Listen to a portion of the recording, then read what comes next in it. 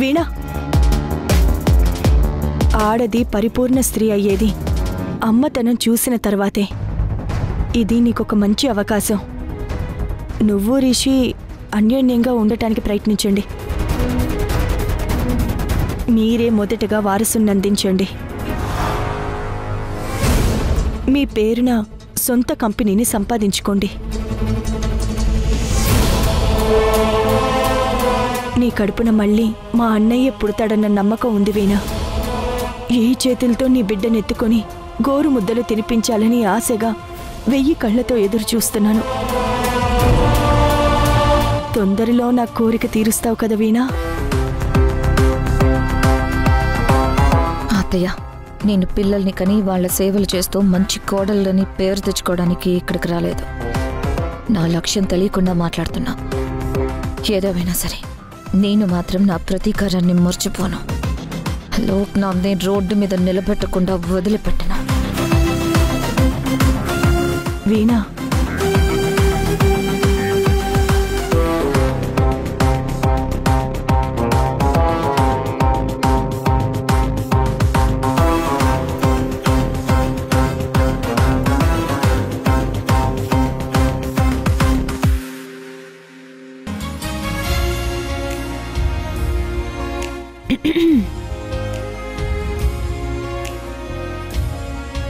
మామయ్య గారు పెట్టిన ప్రపోజల్ నీకు ఇబ్బందిగా అనిపిస్తుందా? మనం వైఫ్ అండ్ హస్బెండ్ వేదా, ఇబ్బంది దేనికి? మరేంటి ఆలోచిస్తున్నావు?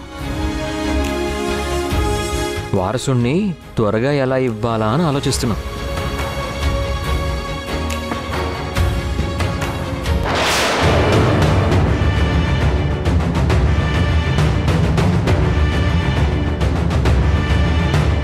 వీణా, అమ్మ వాళ్ళు చెప్పిన విషయం నీకు ఇబ్బంది కలిగిస్తుందని నాకు తెలుసు. బట్ మన మధ్య దూరం ఉందని తెలిస్తే మాత్రం చాలా బాధపడతారు. అలాగని నీ ఇష్టానికి వ్యతిరేకంగా బిహేవ్ చేస్తానని అనుకోవద్దు. నీ కోపం నాకు తెలుసు వీణా. గతాన్ని మర్చిపో. ఈ విషయంలో మాత్రం నేను పూర్తిగా నీకే సపోర్ట్ చేస్తున్నాను. అది మాత్రం నమ్ము. బిజినెస్ ఉమెన్ బిజినెస్ చూసుకుంటుంది తప్ప పిల్లల్ని ఎలా కంటుంది? అలా కంటే బిజినెస్ ఎలా చేస్తుంది? ఇంటి పని చేసే కోడలైతే మీ వాళ్ళు అడిగినట్టు పిల్లల్ని కండం పనిగా పెట్టుకుంటుంది. బట్ నాలాంటి వాళ్ళ వల్ల అలా కుదరదు కదా రిషి.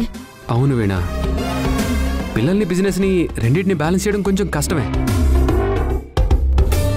బిజినెస్ని పిల్లల్ని బ్యాలెన్స్ చేసే కెపాసిటీ నీకున్నందుకు నాకు చాలా ప్రౌడ్గా ఉంది వేదా.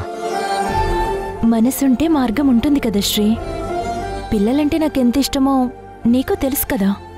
ఆ ఇష్టంతోనే ఎంతటి కష్టాన్నైనా భరిస్తాను. కరెక్ట్. ఇష్టం ఉన్న చోట కష్టానికి చోటే ఉండదు. ఈ ప్రపోజలే చాలా వింతగా ఉంది. అయినా అదేంటి, బిజినెస్ లో మన స్ట్రాటజీలతో మన కొత్త కొత్త ఐడియాలతో కంపెనీని గెలిపించిన వాళ్ళకి అధికారాలు ఇస్తామంటే అదొక లెక్క. కానీ ఇలా వారసుల కంటేనే కంపెనీ ఇస్తామంటే అదెలాంటి రూలో నాకు అసలు అర్థం కావట్లేదు. ఆ రూల్ నేను బెండ్ చేయడానికి పెట్టిందే వీణా. ఆకొచ్చి ముళ్ళు మీద పడ్డా, ముళ్ళొచ్చి ఆకు మీద పడ్డా నష్టం ఆకుదే వీణా. చెప్పాను కదా వీణా, ఈ విషయంలో మాత్రం నువ్వెలా అంటే నేను అలాగే చేస్తాను.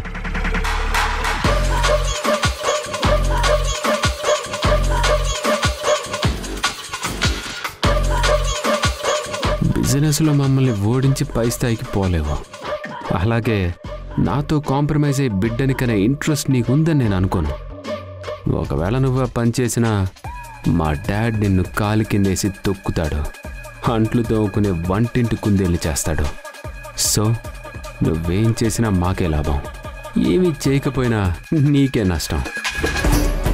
శ్రీ, పుట్టబోయే బాబుకి గాని పాపకు గాని ఏం పేరు పెడదాం? నువ్వు ఈ బ్రెయిన్తో బిజినెస్ ఎలా చేస్తున్నావు వేదా? I can't believe this. ఇప్పుడు ఏమైంది? ఒక చెట్టు పెద్దదవ్వాలంటే ముందు విత్తనం నాటాలి, నీరు పొయ్యాలి, అది మొలకెత్తే వరకు జాగ్రత్తగా కాపు కాయాలి. అప్పుడు కదా మొక్క వస్తుంది, అది పెరిగి పెద్దదవుతుంది. చెట్టు పెరిగే ప్రాసెస్ నాకు తెలుసు శ్రీ. అయినా నువ్వెందుకు నా బ్రెయిన్ గురించి మాట్లాడావు? వద్దు. శ్రీ, ఆన్సర్ చెప్పకుండా టీషర్ట్ తీస్తావేంటి? వారసుని ఇవ్వాలంటే ఇక్కడి నుంచే మొదలు పెట్టాలి.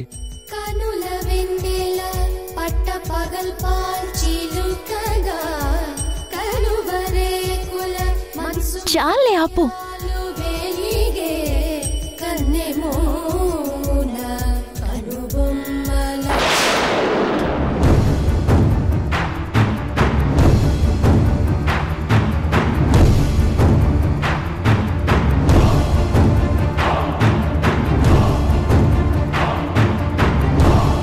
కార్తీక్కి మెసేజ్ చేసినా ఇంకా చూడలేదు.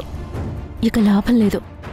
మాలిని కార్తీకులతో మాట్లాడి ఇష్యూని క్లోజ్ చేయాల్సిందే.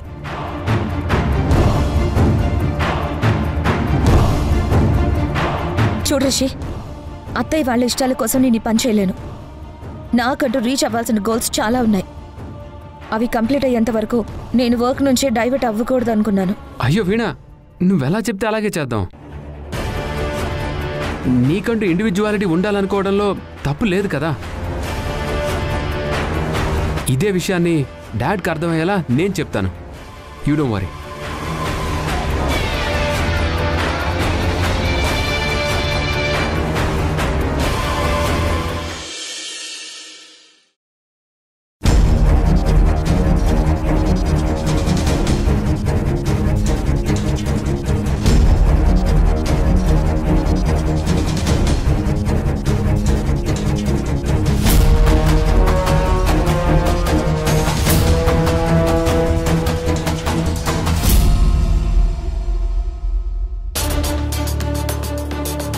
హాయ్ కార్తీక్. హాయ్ వేద, ఎలా ఉన్నావు? ఫైన్. సారీ, నేను నైట్ మెసేజ్ పంపావు కదా, పనిలో ఉండి చూసుకోవడం లేట్ అయిపోయింది. చెప్పు, ఎందుకు రమ్మన్నావు? మళ్ళీ ఇంట్లో ఏమైనా సునామీ వచ్చిందా? అదేం లేదు కార్తీక్, నీతో మాట్లాడాలనే పిలిచాను. లోపలికి రా. It's okay. విషయం ఏంటో చెప్పు, ఏమైంది? మాలినికి నీకు గొడవేంటి?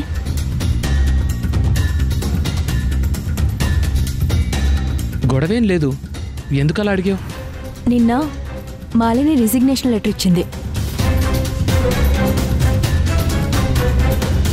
చెప్పు కార్తీక్. లెటర్ ఎందుకు ఇచ్చింది? ఆ విషయమే తనతో మాట్లాడే ముందు నీతో మాట్లాడాలని పిలిచాను.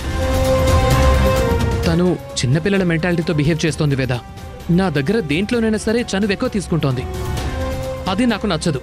సీరియస్గా ఆఫీస్ వర్క్ చేస్తున్నప్పుడు ఇబ్బంది కలిగిస్తుంది. ఎన్నిసార్లు పద్ధతి మార్చుకోమని చెప్పినా మార్చుకోదు. మొండి మనిషి.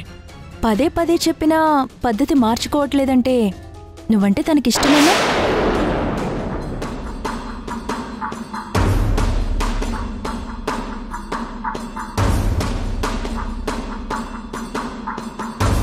ఇష్టమైన వాళ్లతో పద్ధతులు మార్చుకోవాల్సిన పనిలేదు కదా. అదేం కాదు, తన నేచరే అంత. మాలిని అంటే నీకిష్టం ఉందా లేదా?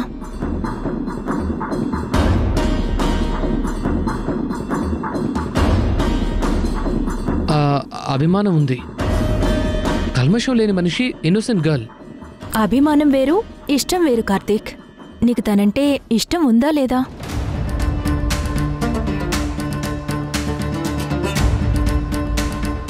తనొక ఎంప్లాయీ, నేను కాంట్రాక్టర్ని, అంతే తప్ప తనంటే నాకిష్టమే ఉంటుంది. అయినా ఇది కనుక్కోవడానికి పిలిచావా వేదా? నువ్వెలా బయటపడవో నేను చూస్తా కార్తీక్. మాలిని నిన్న రిజైన్ చేస్తున్నానని ఈ లెటర్ ఇచ్చింది. నేను కోపడ్డందుకు హర్ట్ అయినట్టుంది, కానీ ఇలా షాక్ ఇస్తుంది అనుకోలేదు. తనిస్తే మాత్రం నువ్వెలా తీసుకుంటావు వేదా? తన ఇష్టాన్ని కాదని ఫోర్స్గా వర్క్ చేయించలేం కదా కార్తీక్. నిజమే అనుకో, కానీ మాలిని జాబ్ మానకుండా చూడు ప్లీజ్. ఇదొక్క హెల్ప్ చేయవేదా? తనకెలాగైనా నచ్చజెప్పు. ప్రేమంటే ఇదే కార్తీక్. నీ లోపల మాలిని మీద ప్రేమ ఉంది, కానీ అభిమానం అనే ముసుగులో దాన్ని కప్పేస్తున్నావు. ప్రేమైనా నిప్పైనా దాస్తే దాగవు కార్తీక్, బయట పడి తీరుతాయి. సరే కార్తీక్, నచ్చజెప్పడానికి ట్రై చేస్తాను. కానీ తను వెళ్ళిపోతానంటే మాత్రం పంపించేస్తాను.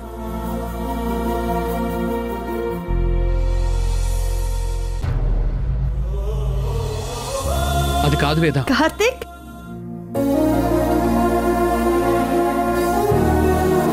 కార్తీక్ బయటే ఉన్నావేంటి నాన్న? రా లోపలికి. పిలిచానత్తయ్య, అర్జెంటుగా వెళ్ళాలని ఇక్కడే ఆగిపోయాడు. అవునమ్మా, బిజినెస్ విషయం మాట్లాడాలని వచ్చాను. అది అయిపోయింది, వెళ్ళిపోతున్నాను. అవునా? అయితే ఉండు, నేను ఇప్పుడే వస్తాను. అమ్మా. నాన్న, నేను వచ్చేదాకా ఆగు, వెళ్ళొద్దు.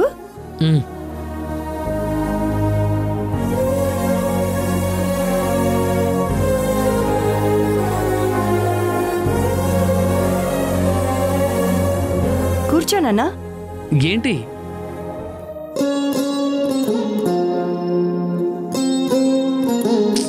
వద్దమ్మా. అమ్మ కోసం తిను నాన్న. తినకుంటే ఇక్కడి నుంచి నువ్వు కదలలేవు కార్తీక్. సరే.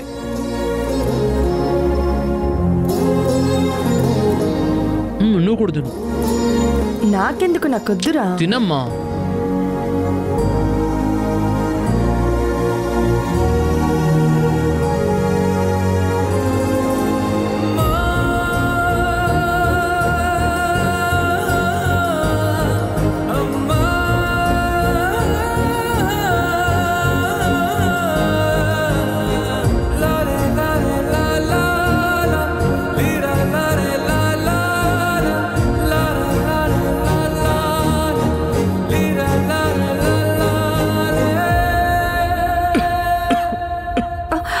అయ్యో, మంచినీళ్ళు తాగు నాన్న. ఓకేనా? మెల్లగా తాగు. ఇప్పుడు ఎలా ఉంది? ఇంకా చాలమ్మా. ఏం కాదు, ఇంకొంచెం తిన్నా. ప్లీజ్, చాలమ్మా. మిగిలిన లడ్డూలు ఇంటికి తీసుకెళ్లి తిను. ఎందుకమ్మా? తీసుకెళ్ళు. సరే, అయితే వెళ్ళొస్తాను. నువ్వు జాగ్రత్త. సరే వేద, బాయ్.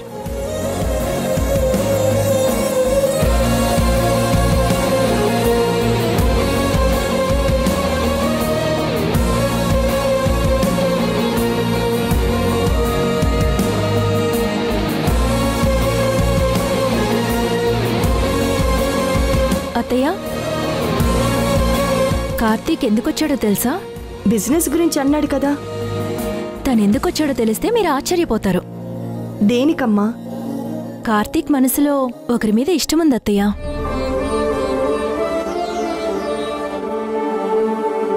నిజమా వేదా? నిజమత్తయ్య. ఆ ఇష్టాన్ని నేను బయటికి తీసుకొచ్చే ప్రయత్నం చేస్తున్నాను.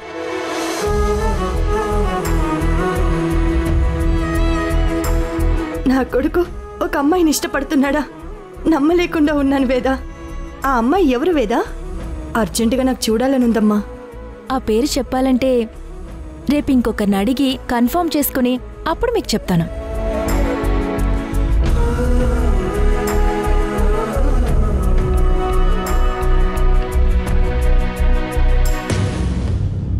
నా మొహం మండ, ఎక్కడ పెట్టి చచ్చాను?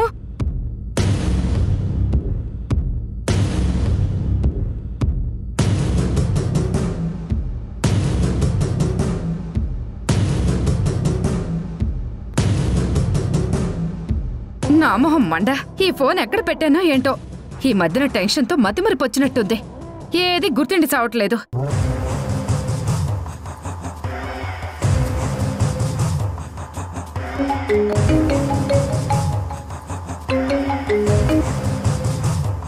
హలో సార్, మీకు కొరియర్ వచ్చింది. కొంచెం లొకేషన్ షేర్ చేస్తారా?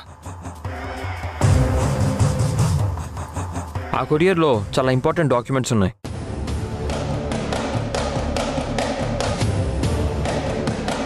వీటితోనూ కలపకుండా జాగ్రత్తగా తీసుకురా.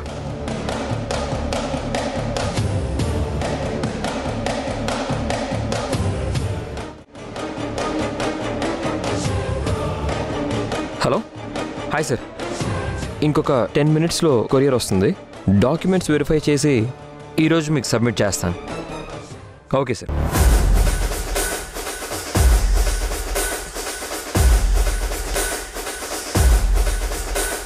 అంటే అల్లుడికి ముఖ్యమైన ఫైల్ ఏదో వస్తుంది. దాన్ని నేను పార్వతిలా చీర కట్టుకుని వెళ్ళి తీసుకుని హాంఫర్ట్ చేయాలన్నమాట. భాగ్యం, అర్జెంటుగా వెళ్ళి పార్వతి కట్టిన కలర్ చీరేదో చూడు.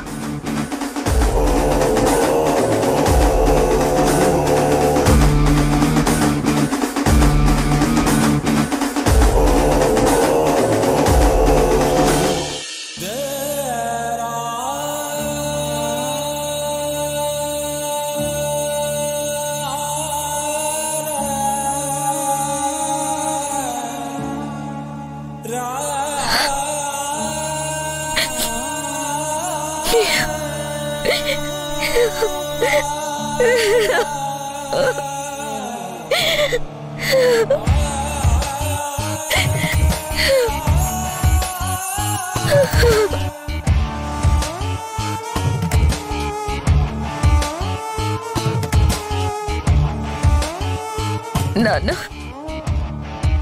నన్ను అష్టదిగ్బంధనం చేసి ఓడించాలని చూస్తున్నారు. రకరకాల ప్రయత్నాలు చేసి నన్ను ఇంట్లో నుంచి తరిమేయాలని చూస్తున్నారు. ఇష్టం లేకుండా కాపురం చేయమంటున్నారు. చేయకపోతే అధికారాలు లాక్కుంటామని బెదిరిస్తున్నారు. నన్ను ఒంటరి దాన్ని చేసి అవమానిస్తున్నారు నాన్న.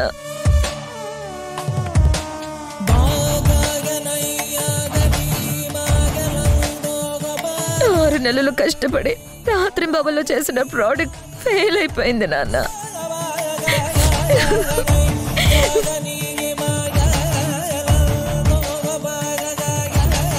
ఒక్కరు కూడా నా మీద అయ్యో పాపమని జాలిపడే వాళ్ళు లేరు నాన్న.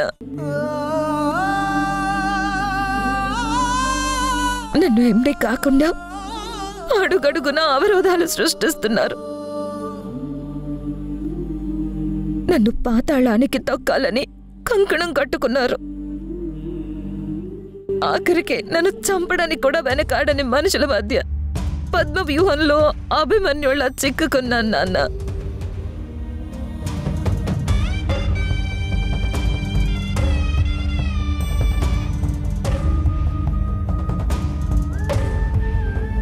ఆరు నోరైనా సరే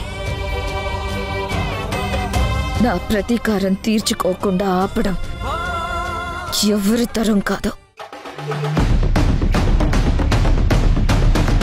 గాయపడిన సింహం వేటాడితే ఎలా ఉంటుందో వాళ్ళకి చూపిస్తాను.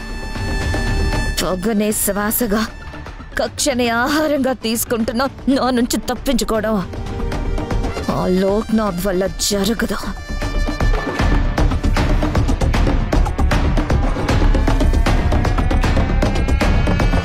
అలాగే బావ కూడా నన్ను ఒంటరిదాన్ని చేస్తాడన్న భయం కలుగుతోంది నాన్న. ఎందుకంటే వేద బావని మాలిని కలపాలని బావులు కదుపుతుంది. బావ నా జీవితంలో నుంచి వెళ్ళిపోయే సమయం వస్తే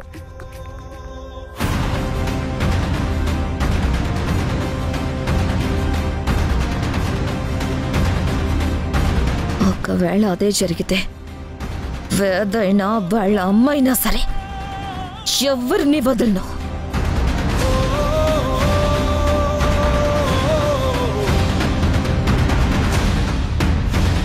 నాలో ఉన్న రుద్రకాళని చూపిస్తాను.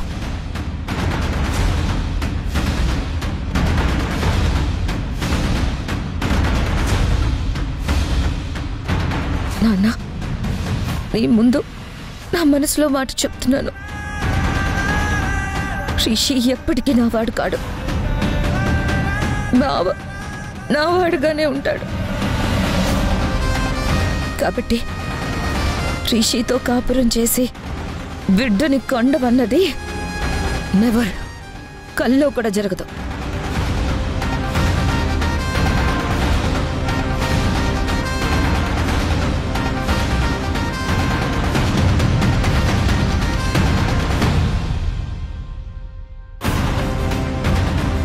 ఈ పార్వతి గారు ఇంట్లో నేను ఉండలేను. ఆవిడ చింపి పారేయటం నేను చూశాను. నువ్వు ఈ ఇంట్లో శత్రువులు ఎవరూ లేరనుకుంటున్నావు, కానీ ఈవిడే నీ శత్రువు.